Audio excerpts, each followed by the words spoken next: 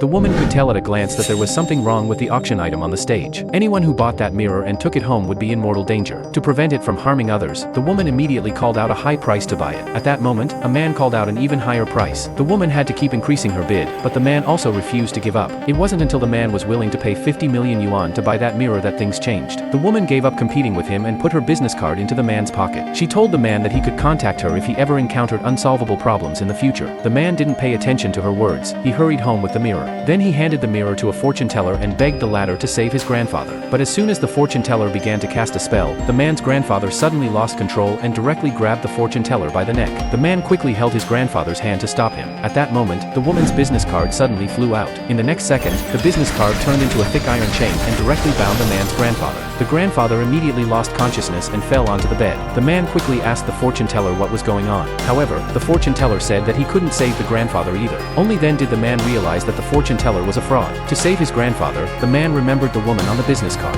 He immediately went to her shop. He asked the woman how to save his grandfather. The woman handed him a contract. She demanded that he live with her for 3 months. Although her request seemed strange, he had no choice but to agree. The woman took out a mask and asked the man to draw a face on it with his own blood. Looking at the woman's mysterious appearance, the man could only follow her instructions. Later, the man took her to his grandfather's room. However, because the woman was too young, the man's family didn't believe she could cure the grandfather. His family invited another famous fortune teller instead. When seeing that the fortune teller wanted to remove the iron chain from the old man, the woman immediately warned him. To prove his ability, the fortune teller took out a wooden token and smashed the dangerous mirror. The room was instantly filled with black smoke, and the fortune teller took out a gourd to absorb the black mist. Just when the fortune teller thought he had succeeded, the iron chain on the old man suddenly disappeared. In the next second, the gourd in the fortune teller's hand exploded immediately. The man's grandfather lost control again and started attacking the fortune teller. At the critical moment, the woman used a fan to stop him. Then she took out a jade pendant, and the light emitted by the jade pendant began to burn the black mist on the old man's body. Before long, the old man calmed down. The woman asked the man to take out the mask and put it on the old man's face. Then she waved her fan and wrote a spell. She sent the spell into the old man's body,